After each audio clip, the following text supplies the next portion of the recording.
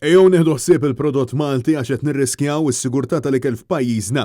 Jeħtieġ illi verament ngħinu lil min jipproduċi lokalment.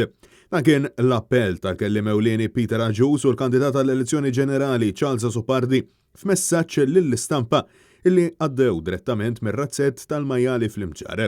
Peter Ejjew sostna li hemm bżonn li tingħata kull għajnuna possibbli lir-raħħala Maltin u għawċin bħal dawk li jrabbu l-oġġiela, tiġieġ u annimali fost oħrajn sabiex verament jingħataw nifs ġdid lil dawn l-oqsma.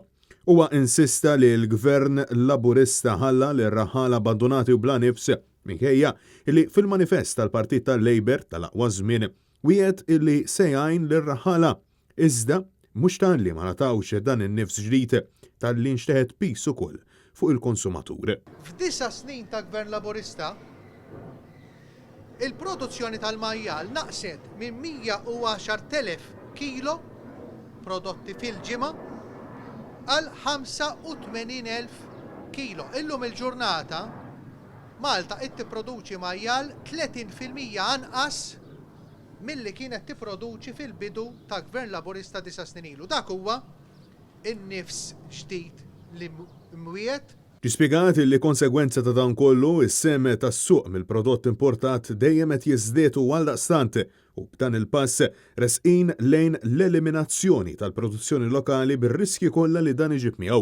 Charles Sopardi min-naħa tiegħu saħaq illi daw kollha li jrabbu tiġieġ baqar u majjali qegħdin f'xifer ta' falliment. U llum dan kollha jifhmu li l-wegħda Laburista kienet bżgħar fl-għajnejn. Saħansitra spjega li fl-aħħar 4 snin għalqu 40 razzett. Irridu naħdmu u naħdmu fl-imkien issa mill-oppożizzjoni u meta nkunu fil-gvern biex vera ngħinu nagħtu dinjità lill-bidwi, lis-sajjied, lir-raħħal, lil dawn in-nies irridu nibżgħu għalihom għax jagħtuna prodott ġenwin, lokali u li minnu u moħħna jkun misrieħ.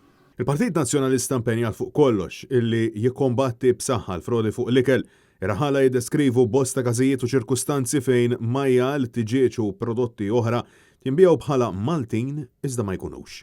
F'ċerta każijiet hemm allegazzjonijiet serji illi laħam friżat ġej mill-Asja jinbih bħala prodott frisk u Malti. Madankollu l-Gvern quddiem din is-sitwazzjoni jibqa' plaċidu għad-detriment tal-industrija u l-familji Maltin u għawċin.